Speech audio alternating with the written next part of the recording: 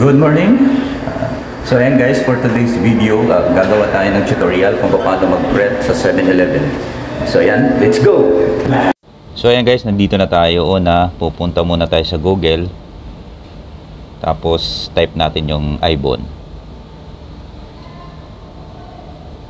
Tapos tap natin yan. Sana guys nasusundan nyo ako. Yan, tap natin yan dyan. Step by step po to para masundan nyo ako. Yan, nakikita nyo naman. Type nyo yan. Print upload. Then add file. Punta kayo dyan sa add file. Yan guys, napakadali lang po nya. Tapos dyan kayo sa hahanapin nyo dyan kung ano yung ipapaprint nyo. So yun sa akin, ayan lang po yung sa akin. Yan po yung ipapaprint ko. Yung quit claim ng kasama ko doon sa Pinas kasi kailangan niya mapirmahan yung documents. So siselect lang kayo dyan guys kung paano mag upload. Ayan, so yan po yung ipapaprint ko sa 7-Eleven. So ayan guys, sana nasusundan nyo ako. Tapos type nyo yung email address nyo dyan.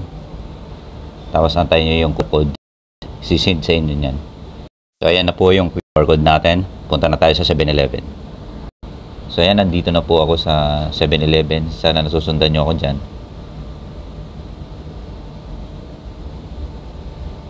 Ayan yung barcode. Lalagay nyo dyan yung barcode sa ilalim. Ayan, kitang-kita nyo naman guys sa masusundan nyo ako. Kasi pareho lang naman yung ano sa monitoring. So ayan guys, bali yan po yung ipapaprint natin. So number of copies, 2 copy po. So ayan, aantayin na lang natin na mag-print na po yung documents. Ayan, loading na siya.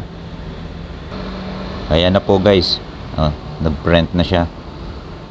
So ayan guys, sana may nasundan nyo yung tutorial natin ngayon. So ayan yung resibo, kinuha na namin at para babayaran na natin sa cashier. So ayan guys, sana nasundan nyo yung tutorial ko. Ayan, God bless.